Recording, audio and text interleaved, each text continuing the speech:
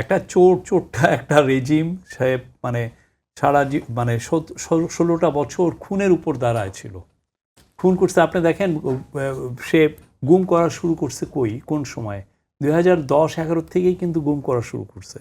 2009-এর যে বিডিআরের হত্যাকাণ্ড, তারপরে আপনি দেখেন 2012-তে ইলিয়াস আলীকে গুম করলো। এক একটা গুম করে মানুষের মধ্যে একটা ভয়ের সঞ্চার করে, হ্যাঁ, করে she was surrounded by bunch of কিলারদের তারা সারাউন্ডেড ছিল বলে তার মধ্যে এক ধরনের সাহস ছিল। যেই দেখেন কিলার আর তাকে প্রোটেক্ট দিয়েছে, সে পালিয়ে গেছে। পালিয়ে গেলে এটা তো একদম এমন নয় যে সে একা পালিয়ে গেছে, সে কিন্তু খুব আয়োজন করে তার ভাতিজা যারা ওই যে তাপস সবাইকে আগে বাইর করে দিয়ে সে 5 তারিখ, দ্যাট মিনস তার ছিল যে আমি 5 তারিখে যাব, তার আগে আমার মনে হয় না তার ন্যূনতম তার সাহস নাই সে ফিরবে। বরঞ্চ আমাদের উচিত ইন্ডিয়ান গভর্নমেন্টের উপরে প্রেশার দেওয়া যে ভাই তাড়াতাড়ি তাকে এক্সট্রাডাইট করেন, তাকে হাত পা বেঁধে পাঠায় দেন, আমরা বাকিটা দেখতেছি। হ্যাঁ, আর সে নিজের থেকে বলা মানে হচ্ছে কি তার ওই যে পার্টিকে একটু চাঙ্গা করার একটা কিন্তু তার পার্টি তো বুঝেনি যে তার পার্টিরও তো বিশাল একটা পরিমাণ মানুষ কিন্তু খুনে জড়িত ছিল। কেন মানুষ বলতেছে যে আওয়ামী লীগকে ব্যান করো? কারণ হচ্ছে আওয়ামী লীগের লোকগুলো খুনে জড়িত ছিল। এটা এমন না যে হাসিনা অর্ডার দিচ্ছে সিকিউরিটি ফোর্স কিলিং করছে, তা তো না।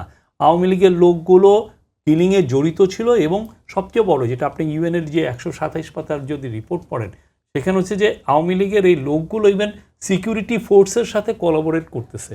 তারে বলতেছে যে আপনি আমার ডিবির পোশাক দেন যাতে আমার গুলি করতেই কেউ না পারে। তো এই একটা ব্যাংকরাপ্ট পার্টি, একটা কি বলবো মানে খুনি পার্টি, হ্যাঁ, একটা ভয়ঙ্কর রকমের একটা খুনি পার্টি।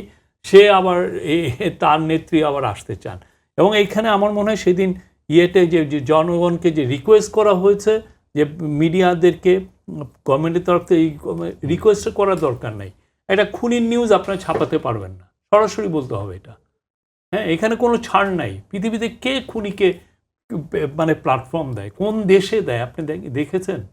আমরা তো 18 মাসে ছিলাম, কোনো ইন্টারন্যাশনাল পাওয়ার এসে কোনো বড় দেশে ইউরোপিয়ান ইউনিয়ন বলেন বা আমেরিকা বলেন, কেউ এসে বলে নেই যে আওয়ামী লীগের কে ব্যান করো না, কেউ বলে নাই। আওয়ামী লীগের হয়ে নট এ সিঙ্গেল নেশন আমাদেরকে এসে লবি করছে যে এই ওদেরকে আবার ফিরিয়ে আনো, নট এ। কিন্তু তারা তো দেখেছে যে what Awami League has done over the last 16 years. হ্যাঁ, আর ওদেরকে যারা এগুলো বলতে আসে না, তাদেরকে আয়না ঘরে একটু ভিজিট করাতে নিয়ে আসে যে দেখো আয়না ঘরে কি করছিল সে।